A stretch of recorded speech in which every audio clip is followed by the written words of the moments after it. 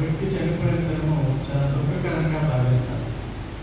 అదే రీతిలో ప్రభువైన యేసు యొక్క మృతిని దుఃఖకరంగా భావించే అవకాశం ఉంది, కానీ శుభకరమైన దినంగా దాన్ని భావించి దేవుని స్తుతిస్తారు క్రైస్తవులు.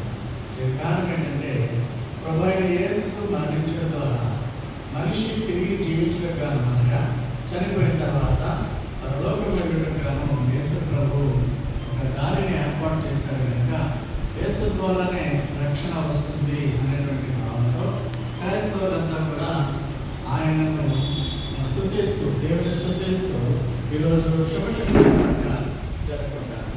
శుభము అంటే మంచి, మానవులందరికీ మంచి అంటే ఆయన మృతి ద్వారా ప్రతి ఒక్కరు కూడా సజీవులుగా పరలోకంలో జీవించేటువంటి అవకాశం ఉంటుంది.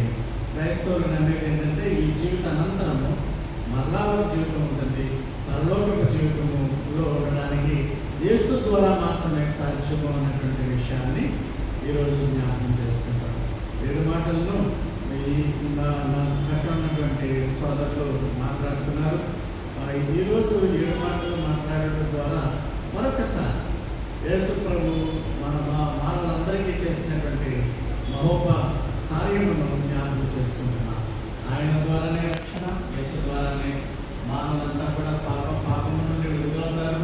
ఆయన రక్తము ద్వారా పరిశుద్ధుల రక్తం చిందింపబడకుండా పాప క్షమాపణ కలుగుతూ పరిశుద్ధులనగా యేసు ప్రభు, ఆ పరిశుద్ధుని రక్తం యేసు ప్రభు రక్తం ద్వారా ఎవరైతే ఆయన విశ్వసిస్తారో వారందరికీ కూడా పాప విమోచన, పాప క్షమాపణ వస్తుంది. కనుక మనమంతా సంతోషంగా ఈ యొక్క శుభ శుక్రవారాన్ని జరుపుకుని దేవునికి స్తుతులు స్తోత్రములు తెలియజేసుకుంటాం. దేవునికి మహిమ ఘనత ప్రభావములు కలుగుతున్నారు. మనమందరం లేచి నిలబడి